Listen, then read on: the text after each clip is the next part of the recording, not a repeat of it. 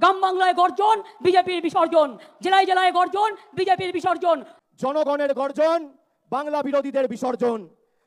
হ্যাঁ, জনগণের গর্জন, বিরোধীদের বিসর্জন।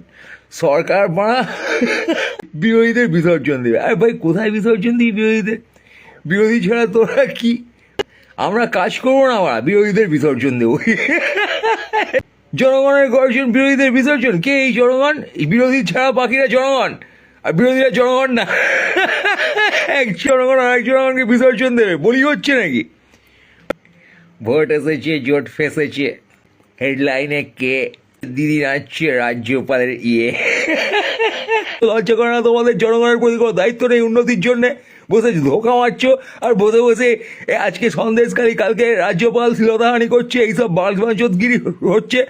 সব নাকি ফেক পাওয়া যাচ্ছে, সিসিটিভি ফুটেজ পাওয়া যাচ্ছে না। রাজ্যপাল ডিল্লো নিয়ে শান্তির খোঁজে নিজের পদে ঢোকাতে গেছিল, তারপর কে এসে তাকে বলেছে ভাই আমি পলিটিক্যাল এইসব আশপাশের জিনিস দেখে পাচ্ছি না, আমার পদে একটু ডিল্ডো ঢুকিয়ে দে ভাই। তখন সে ডিল্ডো দেখে বলেছে না আমাকে অপমান করছে, এরকমও তো হতে পারে।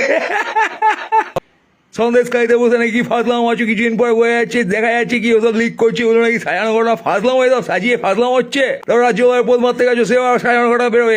কি হচ্ছে সব? গভর্নমেন্ট, তুমি এখানে কি সাজেশন দিচ্ছ জনগণকে? তুমি যে নাশকতা করছো, তোমার কথাতে দাঙ্গা লেগে যেতে পারে। কাজটা কোথায়? কাজ দেখাচ্ছে করছি।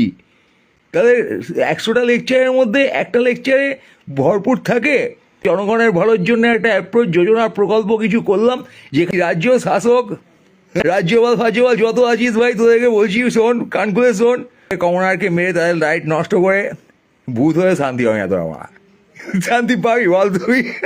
কোনো টপিকে নেই, বল বকতে হচ্ছে ইলেকশন বা